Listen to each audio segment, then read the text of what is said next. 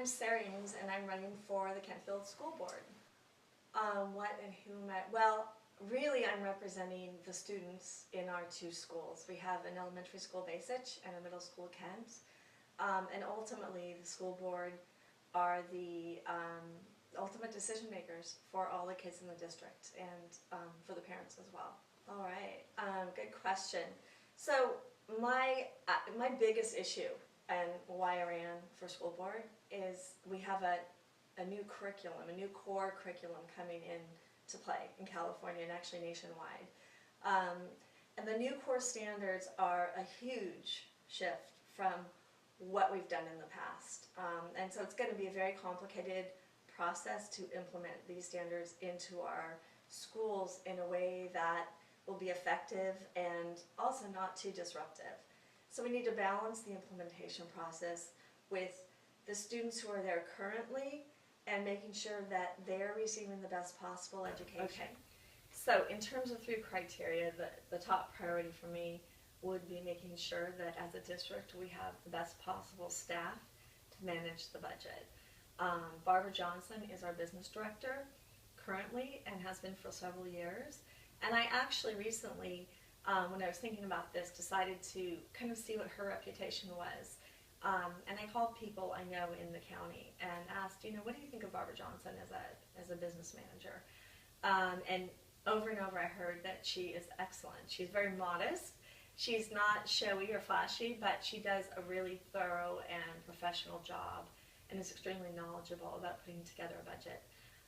And also providing all the records that you need if you're audited, because they do come in during certain time periods and audit your books and make sure that as a district you're fulfilling your duties. So number 1, have the right people on staff. Number 2, be involved in the process. It's really essential as a school board member to be involved in creating the budget and executing the budget.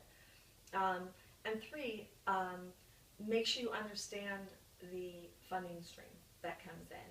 We have a funding stream from it'll be switching from basic aid to local control funding. Jerry Brown in 2013 passed new legislation. So the way we receive our monies and the way that's calculated will be changing, and we'll need to be on top of that to ensure that it goes smoothly. We're expected to actually receive increases from between 2 and 10% a year, which is good. But again, we have to manage the process and be on top of it. So let's see, staff being on top of legislative changes such as local control funding. And third, I would say kick. Our district gets a huge bump in per pupil spending as a result of our foundation. In a tombola year, we raise $1.4 million. In a non-tombola year, it's $1.2 million, around there. So ensuring that our foundation is strong and well run is also a key component of maintaining financial. Good question. So yeah, absolutely. The school board, especially at this point in time, we've talked about the fiduciary responsibility. So if the financial side of it was mishandled, school districts go bankrupt. That's happened, and the states had to step in and take control of the district. So certainly from a financial viewpoint, but also in terms of curriculum, we're implementing a whole new core standard now to our program. We have exceptional enrichment programs, and we provide growth opportunities for students in so many areas, but we need to make sure that the core of our program, the English and mathematics standards, are strong. And when you implement a new program, there are many opportunities for it to go amiss and not be successful, especially given our current situation, which is there are new standards available, but there's no new curriculum to teach them with yet. For math, that should be coming out in January of 2014.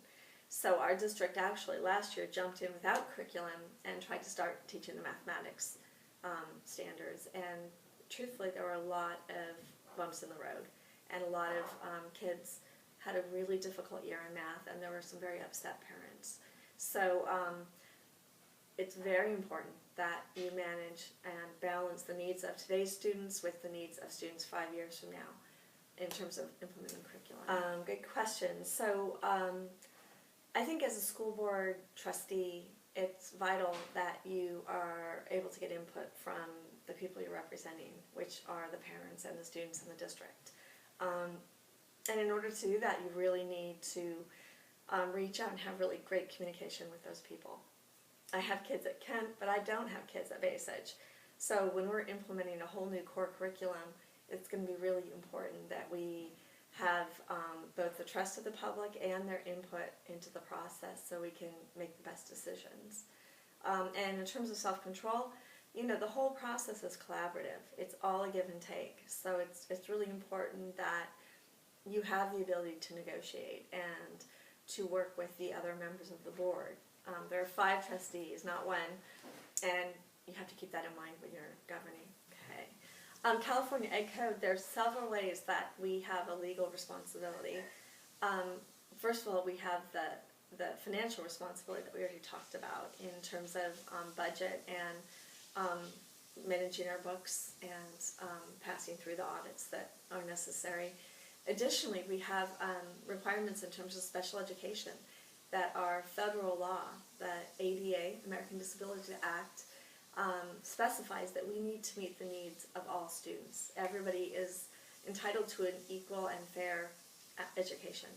And so as a district, we need to manage the special education process and ensure that all students' needs are met. And I would say a third example of a legal responsibility is our school lunch program. There are federal guidelines that regulate nutritional standards, and we need to make sure we're in compliance with those, which we just did an overhaul of that last year, and we're in a good situation now, but that's a third area you have to regulate. Well, I think behaving ethically is central to being a trustee. We're role models, and we need to walk the talk and demonstrate the same qualities that we're asking for from our students and from our staff. So if we aren't listening to others, and if we aren't behaving appropriately,